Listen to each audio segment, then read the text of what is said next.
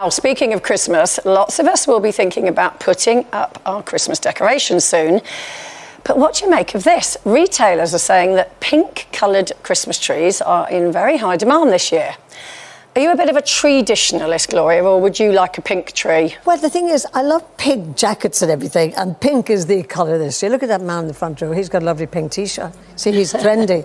I suppose if there was a little girl who had her bedroom all pink and she wanted a pink tree, I suppose I'd go along with it.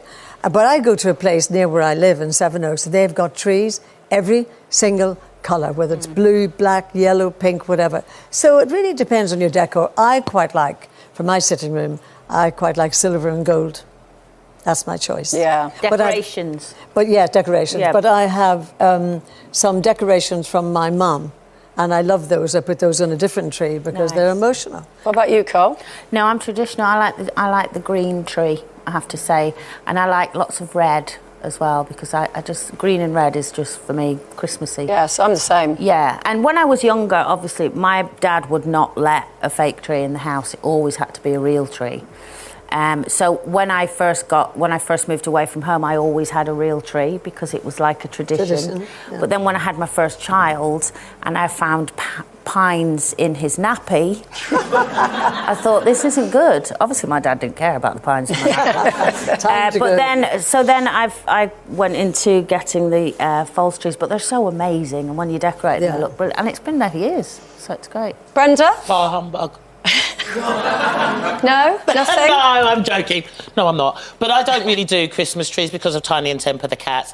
I only kind of do... They love a tree. Well, yeah, but I only kind of do Christmas when loose women, you know, they bring me stuff to put up in me. Oh, that was when we were in lockdown and you were doing Zoom. And I was doing it, exactly. But my Auntie Pam, she does the traditional thing, and she'll do the red and the green and the gold, and it looks wonderful. Her face when she came to my house last Christmas was hilarious. Pulled up in the car and she went, what the... And it was just lit. It's got stuff everywhere. It's just too much. And I think about the taking down. It always looks bare when you take it down. Yeah. It's too much hassle for me. Well, each to their own. Let's take a little look here. So here's an orange tree.